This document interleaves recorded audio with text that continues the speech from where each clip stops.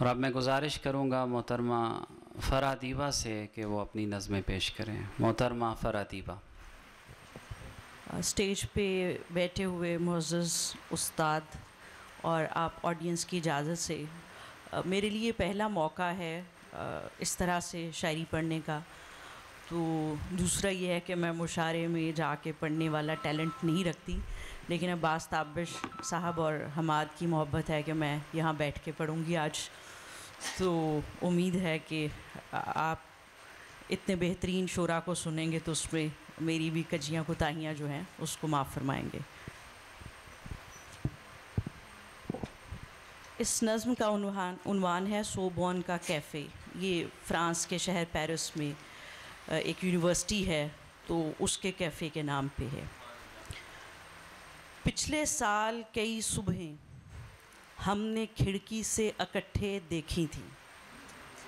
पिछले साल कई सुबहें हमने खिड़की से इकट्ठे देखी थी। कितनी धुंधली शामें एक साथ रात में रुखसत की थी। याद है वेनस के रस्तों पे अनगिनत फूलों ने छुआ था। नील के किनारे बचपन में खोकर कितने खुशहाल गरोंदे बनाए थे।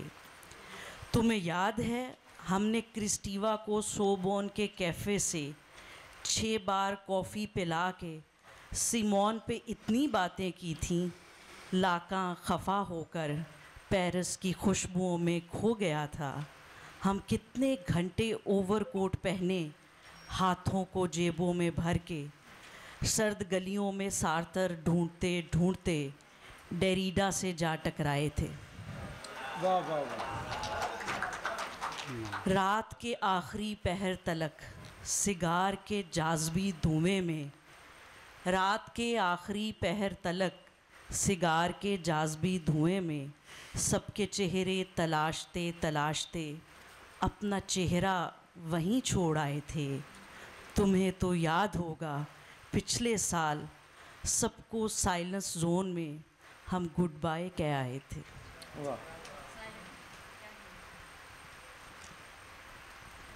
ये दूसरी नज़्म हमारी अदब की बहुत बड़ी शख्सियत फ़हमीदा रियाज़ साहबा के नाम, इसलिए कि उनकी जब वफ़ात हुई तो मुझे बहुत दुख हुआ, क्योंकि मैं उनसे मिलने के लिए जाने वाली थी कराची।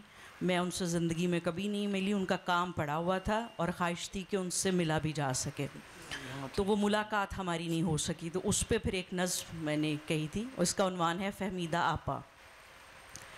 फ़हमीदा आपा, इतनी क्या जल्दी थी, दिसंबर में आपको देखना था।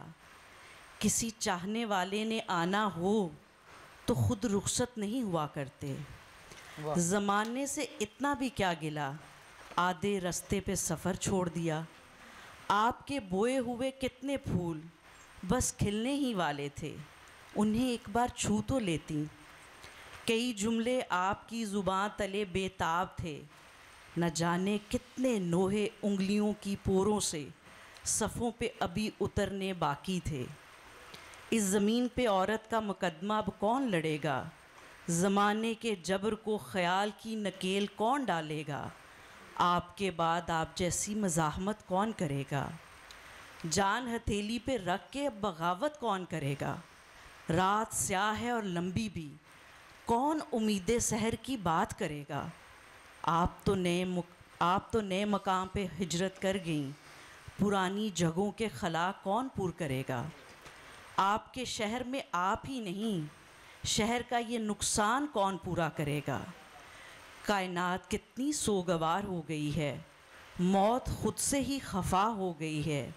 फ़हमीदा आपा, आपने अच्छा नहीं किया, बेवक्त रेल की जंजीर खींच दी। वाह वाह।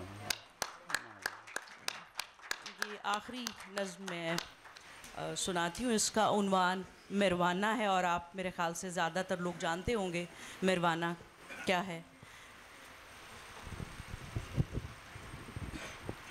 नीम जिंदा लोगों में मुकम्मल मौत किसी को नसीब नहीं। नीम जिंदा लोगों में मुकम्मल मौत किसी को नसीब नहीं, ना ही कोई पूरी ज़िंदगी जी रहा है। जिस्म तीसरी कायनात के बोसीदा बिस्तर पर सदियों से इज़राइल का मुंतज़िर है। आसमान पे उतरने वाला हब्स ज़मीन में गहरी दरार काट कर खौफ के कब्रिस्तान तामीर करता है।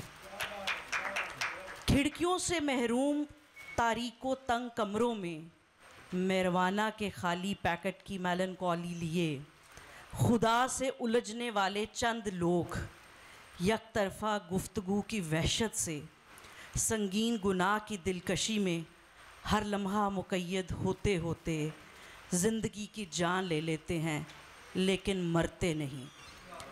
अजीब माजूरी आन घेरती है, जिंदा जहन जिंदा जिस्म बेचान, दोनों का आपसी राब्ता मुस्तकिल मुनक़ता। वाह।